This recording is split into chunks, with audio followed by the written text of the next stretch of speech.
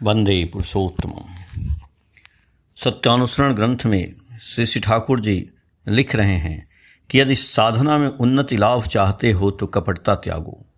इस वाणी को समझाते हुए श्री पितृदेव गुरु किंकरदा की बातों को कहते हैं। हाँ, यही तो अकपट होने से प्रकृत रूप से विश्वास आता है। इस प्रसंग में एक कहानी कहते हैं। एक ग्वालिन थी। उसके गांव के पास एक नदी थी जिसे वो नाव द्वारा पार करके दूध बेचने जाती थी। किसी किसी दिन घर आते जाते उसे देर हो जाता था।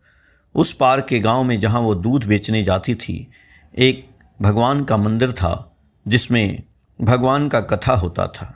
एक कथाकार भगवान की कथा कहते थे।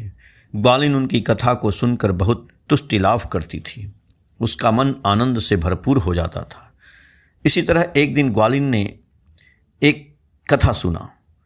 उसके साथ साथ बहुत से लोगों ने सुना। कथाकार बोले कि गंभीर विश्वास से सब कुछ हो सकता है।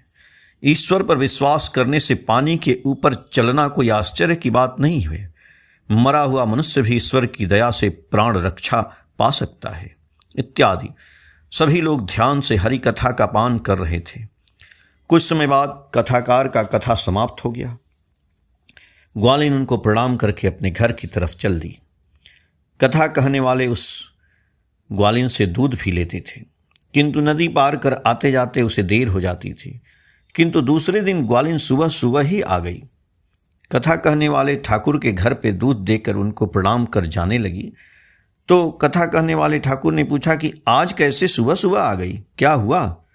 उत्तर में ग्वालिन ने कहा कि हरि नाम करते करते पैदल ही नदी के ऊपर से चलते हुए पार हो गई, तो सुबह सुबह ही आ गई। क्या कहा? पैदल नदी पार कर गई? ऐसा क्या संभव है? आप ही ने तो अपने मुख से बोला था, मैंने सुना था। आपने ही तो उपाय बताया था। आपकी दया से ही मैंने ऐसा लाभ पाया। चलो तो देखें कैसे नदी पार की। बोलकर कथा कहने वाले ठाकुर ग्वालिन के साथ साथ चल पड़े नदी के किनारे। ग्वालिन का घर जाने का समय हो गया था, तो वह नदी पर हरिनाम करते करते आगे पैदल चलने लगी।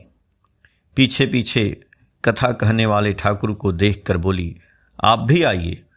कथा कहने वाले ठाकुर नदी के जल पर जैसे ही पैर रखे, पैर पानी में डूब गया। उनके आंखों में आंसुओं की धारा बहने लगी। बोले, माँ तू धन्य है।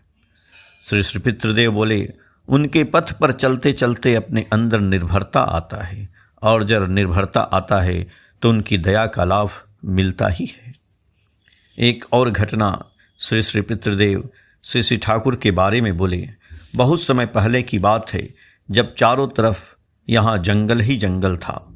जंगल में हिरण, बाघ, सियार, अन्य जीव जंतु रहते थे। उस समय एक दो बार हम लोगों के गांव में सूअर पोसने वाले सूअर लेकर आते थे। एक एक दल में 100-200 सूअर रहते थे।